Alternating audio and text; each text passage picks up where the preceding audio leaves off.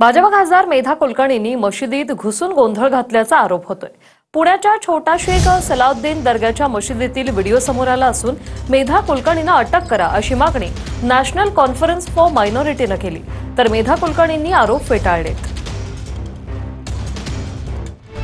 खासदार मेधा कुलकर्णींवर मशिदीत घुसून गोंधळ घातल्याचा आरोप। 13 एप्रिलचा सीसीटीव्ही फुटेज समोर, पोलिसात तक्रार दाखल। खासदार मेधा कुलकर्णी यांच्यावर मशिदीमध्ये घुसून गोंधळ घातल्याचा आरोप करण्यात आलाय। सामाजिक कार्यकर्ते राहुल डंबाळे यांनी हा आरोप केलाय। हनुमान जयंतीच्या दिवशीचं 13 एप्रिलचं सीसीटीव्ही फुटेजही राहुल डंबाळे यांनी समोर आणलंय। मेधा कुलकर्णी यांनी छोटा शेख सलाउद्दीन दर्ग्यामध्ये अजान रोखून गोंधळ घातला आणि स्थानिक मुस्लिम नागरिकांना धक्काबुक्की केली असा आरोप डंबाळे यांनी केलाय।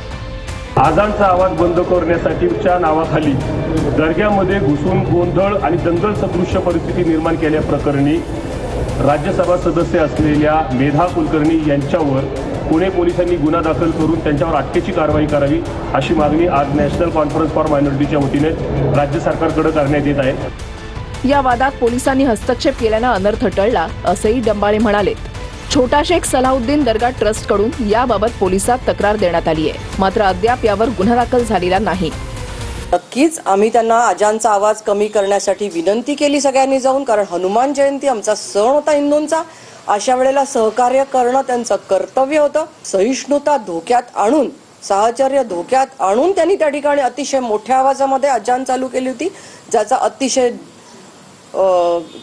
एक अडथळा होत होता आमच्या प्रार्थनेमध्ये।